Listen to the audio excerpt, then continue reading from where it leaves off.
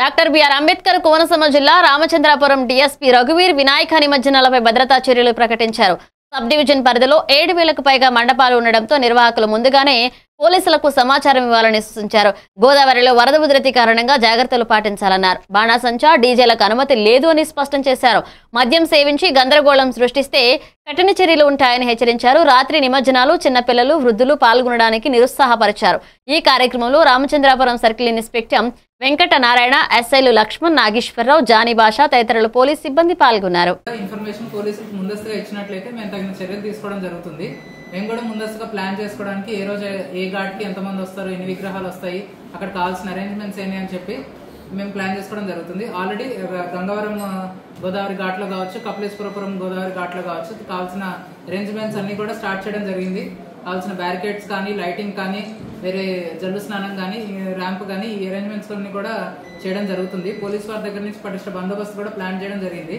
కాబట్టి ఉత్సవ organising committee వారి దగ్గర నుంచి ఈ సహకారం కావాల్సిందిగా పోలీసు వాళ్ళు కోరడం జరుగుతుంది.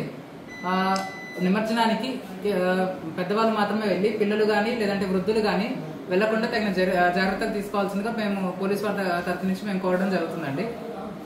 గోదావరి ఫ్లో ఎక్కువగా ఉన్న విషయం మనకు అందరికీ తెలిసిందే. సో ఇట్లాంటి సమయంలో ఆల్రెడీ మనకి లాస్ట్ టైం 2024లో దుర్గా నవరాత్రి సందర్భంగా 2 మునిగి చనిపోవడం జరిగింది. ఈ ఇన్సిడెంట్ మనకు ఆల్రెడీ ఒకటి హిస్టరీ ఉంది కాబట్టి దీన్ని దృష్టిలో పెట్టుకుని ఎవరూ కూడా జాగ్రత్త లేకుండా వెళ్ళి అవాంఛనీయ సంఘటనలు ఎదురుకాకుండా చూసుకోవాలని మేము పోలీస్ వారి దగ్గర నుంచి రామచంద్రపురం సబ్ డివిజన్ నుంచి అలానే రామచంద్రపురం సర్కిల్ కానీ మండపేట సర్కిల్ పోలీస్ వారిని కానీ కోరడం జరుగుతుందండి.